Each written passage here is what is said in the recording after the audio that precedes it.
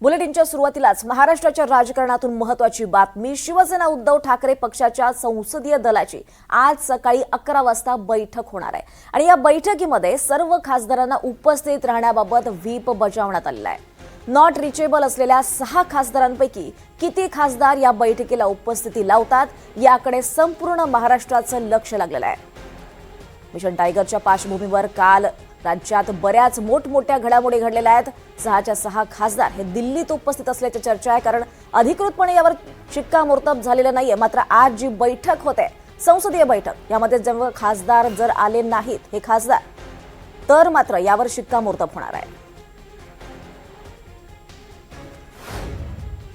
दरम्यान शिवसेना उद्धव बाळासाहेब ठाकरे पक्षातले खासदार फोडण्याबाबत राबवलेलं ऑपरेशन टायगर अखेर यशस्वी झालंय।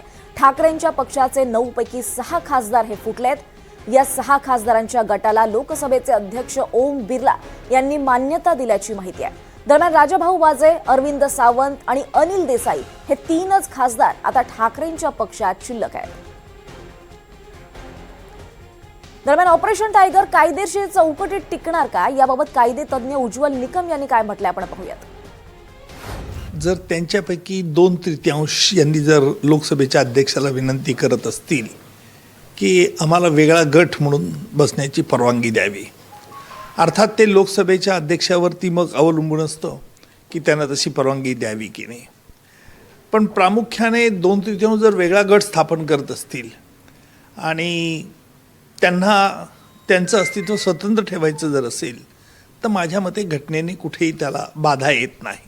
आता सध्या घटनेतील जर आपण तरतुदी बघितल्या, विशेषतः जर 10th शेड्यूल बघितलं तर त्या संदर्भात ज्या अपात्रतेच्या ज्या तरतुदी आहेत, आता नेमकं ह्या जो गट फुटला आहे त्या गटाने काय आपल्या स्पीकरला म्हणणं मांडलेलं आहे हे बघितलं गेलं पाहिजे, कारण त्याच्यावरतीच ते पुढच्या गोष्टी अवलंबून राहील।